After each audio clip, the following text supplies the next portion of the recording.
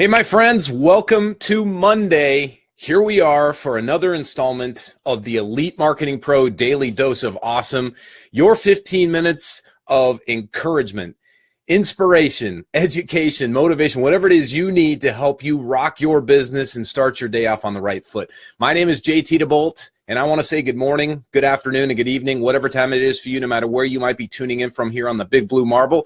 Thank you for joining us here each and every single Monday through Friday at 10 a.m. Pacific, 1 p.m. Eastern. Always a privilege and an honor to come at you guys. And as you're tuning in here, let me know where you are tuning in from on the Big Blue Marble. Give me a big shout out here in the chat box. I'll be looking at you throughout the rest of the day, at least throughout the rest of the time that we have together. So today's Monday. I love Mondays. I happen to personally believe that it's one of the greatest days of the week. This marks the beginning of my week, and perhaps for you it is the same. But it doesn't really matter what day of the week marks the first of your week, the beginning of your week. The idea is, how do you approach it? If you remember that famous movie Office Space from a few years back, there was a famous scene where the guy says to the main character, the protagonist, "Wow, looks like somebody's got a case of the Mondays." And that statement always makes me laugh, because it's basically this indication that, oh my God, the guy hates Mondays, right? So I just want to say hello. Hey, Rosemary, good to see you. Dawn, great to see you. Happy Monday to you as well. Larry, good to see you, my friend. Lisa, Terry, Teresa, Sally, Kevin. Awesome. Lots of folks jumping out here. Mandy's coming in from Oklahoma. Great to see you there. Okay, cool. So let's get to it. What is it with Mondays? How come folks have this aversion to it? And I'm not necessarily saying you, but there are probably people out there. In fact, if you know some people who have a case of the Mondays, share this video with them. See if this will get them fired up. I personally love Mondays. I think Mondays are an awesome day of the week because it represents not just the beginning of the week, but it represents a ton of opportunity. There's a lot of people who are stumbling to get out of the gate right now. They're kind of still rubbing the sleep out of their eyes. They're trying to knock the weekend out from the cobwebs of their brain, and they're trying to figure out what they're going to do with the rest of their week. However, if you know how to capitalize on Monday, it can be one of the most profitable days for you and certainly set you up for big results later in the week and in the month. But all of that said, there's one thing that seems to come up most on a Monday, or at least the beginning of the week, and that is a sense of overwhelm. In fact, there are studies that show that more heart attacks happen between the hours of, I think it's like 8 in the morning and 9:15 on Mondays. That's when the highest amount of heart attacks happen. Well, the researchers have gone to find out that it has a lot to do with stress. Now, of course, there's lifestyle choices and hereditary things, but a lot of times what people are experiencing is the stress of going to work, or the stress of dealing with the overwhelm of the week that's coming at them. Question: I would love for you to dial a 1 into the comment section if you've ever felt that sense of overwhelm. Whether it's a Monday, Tuesday, Wednesday, Thursday, Friday, Saturday, it doesn't really matter. If you've ever felt that sense like, man, I have got so much on my plate. How in the world am I ever going to tackle all of this? If that's ever happened to you, dial a 1 into the comment. Luke says yes for him. Eric, Lisa, lots of folks dialing 1s in. And so if you're like a lot of us, myself included, it's very easy to feel overwhelmed. I'll tell you a little bit of a story about overwhelm and talk to you about how I got through it. About a year after 9/11, I was on my combat deployment as a naval aviator. We were flying armed surveillance and reconnaissance. We were the eye in the sky for the SEAL teams and the Delta Force guys down on the ground hunting down Osama bin Laden. This is back in 2002. And we were flying out of a secret base in the Middle East, and it had a runway that ended in, there was a big body of water, like a bay of water. And during the day, you could see the fishermen out in their little boats catching fish to either take home to feed their families or to sell in the marketplaces. And it was commonplace, we'd take off, fly over that bay, you could see the fishing boats out there. Well, one night we came in for our intel brief. So before you go fly a military mission, there's all kinds of briefs. You got to get the weather brief to see how the weather's going to be. You look at the aircraft to make sure that it's in flying order. You do a crew brief so that everybody's on the same page, and then you get your intelligence brief. So the intelligence officer would come in and give you the lowdown on what to expect from the target, from the enemies, and so on and so forth. Well, he had a little bit of an extra twist that night. He told us that they had just gotten word that there were members of Al-Qaeda out in the water, out in that actual bay, posing as fishermen. But instead of fishing rods and fishing gear, they had shoulder-launched weapons, and they were going to try to shoot us down as we took off. So If anybody's ever flown an airplane, you know that the two most critical phases of flight are takeoff and landing, because that's when you're at the lowest to the ground and the slowest airspeed, which makes the aircraft the most vulnerable. Well, on takeoff, of course, you're big and heavy because you've got the most fuel that you're going to have. You haven't burned any fuel off, so to speak. And for us that night, we certainly not only were going to take a lot of fuel, but we had a full complement of 12 crew members, plus we had weapons on board, so on and so forth.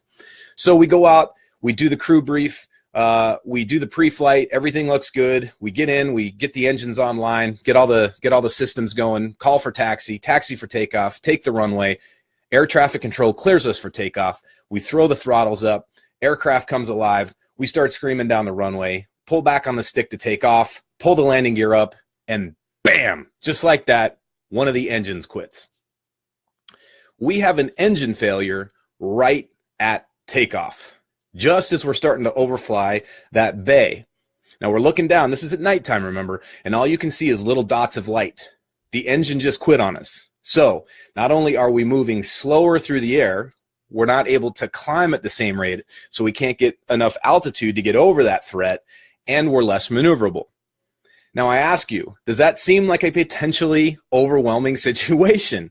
Not only are we flying about 150 miles an hour through the air, which means a lot of things are coming at you, now we have an emergency to handle and that threat of possibly being shot down.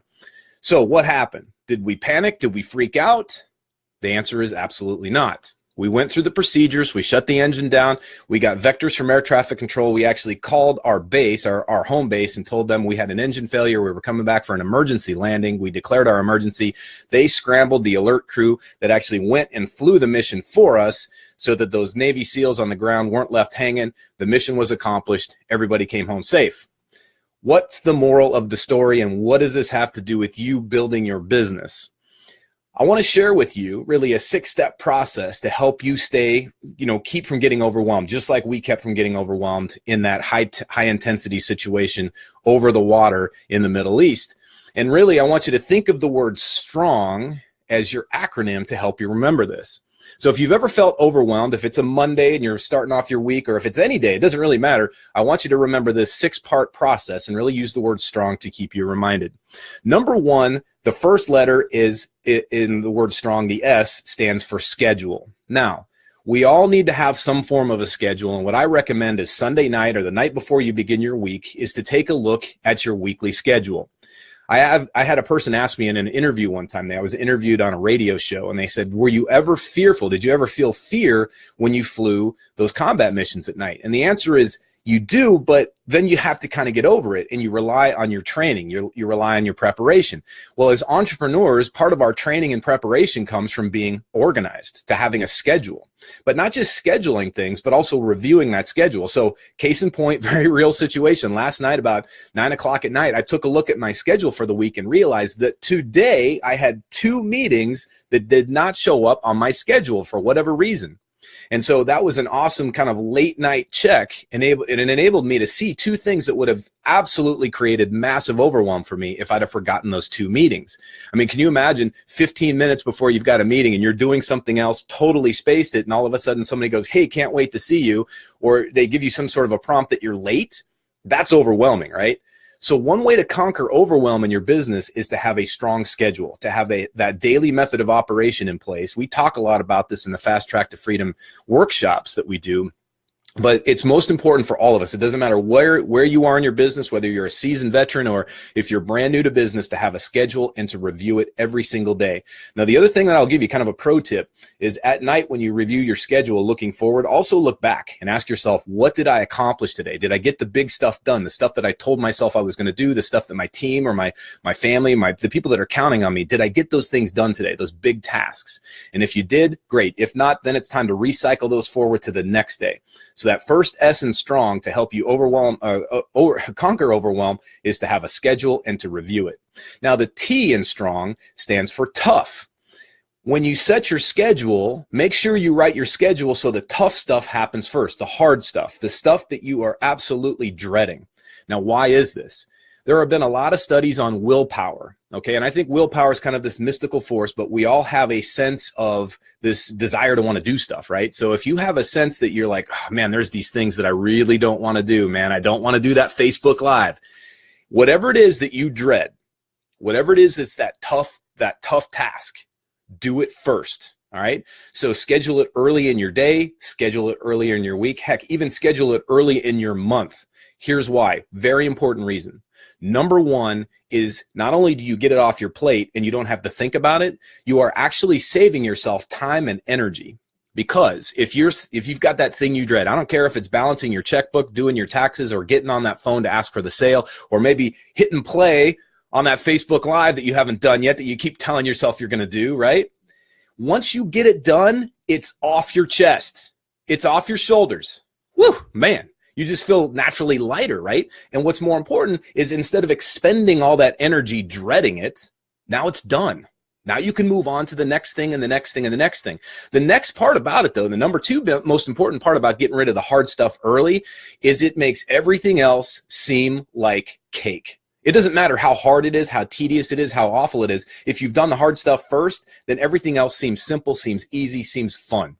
And that's what's most important. It gives you a huge sense of accomplishment, and it will absolutely boost your confidence. So make sure you do the tough things first, all right? Hey, by the way, if this is resonating for you, give me a 2, just kind of like a peace sign here in the chat box. See some people getting some stuff out of this. Do the tough task first. Yes, Jan, absolutely. And here's the thing about overwhelm. Overwhelm is really us saying, wow, I've got a lot on my plate, but it's the stuff that I'm not looking forward to. Even if it's stuff that you're happy about. Listen, you might be going on vacation. Think about this. Have you ever done this where you know you're going on vacation, so you want to get all your work done before you go? It's a happy thing. I'm going on vacation. What could be better? But all of a sudden you feel that sense of stress, anxiety, and overwhelm because you have all these things to do, right? So the first thing is schedule it. Number 2 is do the tough things. The next part, and I think this is probably, I would say, as important as anything, is not only do the tough stuff. I see a lot of comments, a lot of thumbs coming up, is do the result-driven tasks first. Okay, so the hard stuff typically will drive results. Get yourself in the gym. Go work out early in the morning. That's hard, and it's also a result-driven task. Give yourself that opportunity to write, rewrite, whatever it is, that blog post. Give yourself that opportunity to rehearse and practice and then actually hit send on that Facebook Live. But when you do the result-driven tasks first, what you've done is you've established momentum. And that momentum will start to build on itself and carry itself forward so that you can move on to the next tough task and the next result-driven task. And pretty soon, you start to establish that sense of momentum and you're saying to yourself, I got this, man. I am in charge. Instead of me getting bullied and pushed around by my schedule, I'm the one that is I'm the master of the ship. I'm the captain of the ship, and here we go. So make sure that that tough task is also a result-driven task. Now, why do I keep saying task and not tasks? Because that brings me to the O in strong, and that is one thing at a time. Now, I am a mission accomplishment strategist, which means I help people define and accomplish their missions in business and life. And I can tell you one of the things that I see even the top performers in all fields of business, all fields of endeavor, one thing that they are challenged with is focus. The top performers in any industry typically do a great job with focus, but they also struggle with focus. The biggest problem we have in our society today is 24/7 connectivity, right? I mean, you could pick up your smartphone at any given time, middle of the night, and you can get access to anything. Food, information, news, you can access your buddies on the other side of the planet. And so it goes without saying that if we're overwhelmed, it's typically because we have too much input coming to our brains, right? Let's not do that. Let's not get crazy here. Let's stop things, slow them down, and only focus on one thing at a time. This is the master step, my friends. If you can train yourself and discipline yourself to just do one thing at a time, what you've done is given yourself the opportunity to do better work. Okay? It's not about quantity, it's about quality. It used to be that if you multitasked, it was somehow this badge of honor. I'm going to melt my face off with hustle. I'm going to out hustle you, blah, blah, blah. There was this big kind of chest pounding bravado, right, for a very long time. Well, that stuff's starting to go away. We're starting to realize that it's not about how much you get done. It's about the quality of the work you get done, how present you can be, how much you can put the best efforts into it. The way I like to talk about it is instead of being surface level thinkers, let's be deep thought voyagers. How can I do a better job? What might I do differently to give myself an opportunity to put better work out there? Wouldn't it be awesome if you wrote one blog post or had one Facebook Live that just crushed it, as opposed to 15 or 20 that were kind of surface level and didn't give much value or didn't have much impact? One that has a huge impact is far better than 15 or 20 that have none.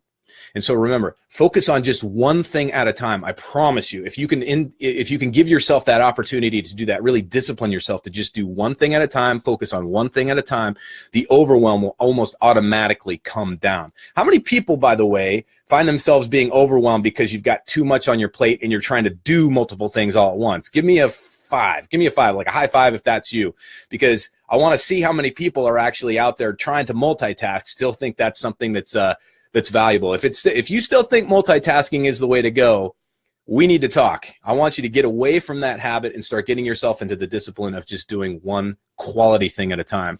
All right, I see some people dialing in 5. Cool. All right, now the N in STRONG stands for non-negotiable. The reason I say non-negotiable is that if you've scheduled things and you've got that tough task set first, and then you've got, the result-driven task, and you've got the one task, and you've said to yourself, okay, here's that one thing I'm going to work on. It's going to be tough, but it will drive a result. Now it's time you burn the ships, right? It's not negotiable. You can't say to yourself, but just let me take a peek at my Facebook feed. Oh, let me just look at Twitter real quick. I'll tell you what, I'm just going to check my email. I'm going to set a timer. I'm only going to give myself 5 minutes to check my email. No. Here's the deal. This is where you have to draw a line in the sand. You have to hold yourself accountable. People talk about, I wish I had an accountability partner. If only I had an accountability partner. Listen, accountability partners are great, and I recommend you get one. But they are useless, and you're useless to them if you can't hold yourself accountable. And one of the most important ways to hold yourself accountable is to set priorities. So you have to prioritize what's important and make it non-negotiable. That tough, result-driven single task is the thing that you focus on. And until that's done, then you can move on to all the fun stuff like checking Facebook, Twitter, Instagram, email, and all that other garbage, all right? And then finally, the most important step of all of these, if any, when it comes to the STRONG, the G stands for get after it. That means take the action, because all the scheduling in the world, all the focus in the world, all the prioritization, all the motivation, inspiration, chest pounding, I'm going to do this in the world means nothing until we actually jump, until we take that leap, until we take that first step, until we launch into that project, that product, or that task, or whatever it is that we're here to do. Remember, my friends, it's the action that gets the results. And the results aren't the part to obsess over. The part I want you to obsess over is the process. If you obsess over the process, you will get the progress. Does that make sense? So if you're dealing with overwhelm, the way to conquer it is to schedule and to review your schedule, is to do the tough thing first, make sure it's a result-driven thing, and make sure it's the only thing, the one thing. Make it non-negotiable, and then get after it. That's what the word STRONG stands for. And when you take that approach, you will not be overwhelmed. You will be in charge. You will be fired up. You'll be engaged. And more importantly, you'll start getting those results that you really want. All right, my friends, that just about does it for today's daily dose of awesome. Make sure you're joining us here each and every single Monday through Friday at 10 a.m. or 10 a.m. Pacific, 1 p.m. Eastern. And by the way, get yourself over to elitemarketingpro.com where you can access our free 10-day boot camp. If you got something out of this video, if there was something about this video that resonated with you, if there was some part where you're like, man, I really needed to hear that, chances are that somebody else in your network needs to hear it. Be a leader. Give them some value. Be valuable to them by sharing this video. Share it on your Facebook page. Share it on your throughout your entire social media. But more importantly, come back here each and every single Monday through Friday at 10 a.m. Pacific, 1 p.m. Eastern for another message. We'll be coming at you this time again tomorrow. Until then, remember, my friends, no matter what course you fly in life, fly high, fly fast, and fly far. We'll talk to you soon.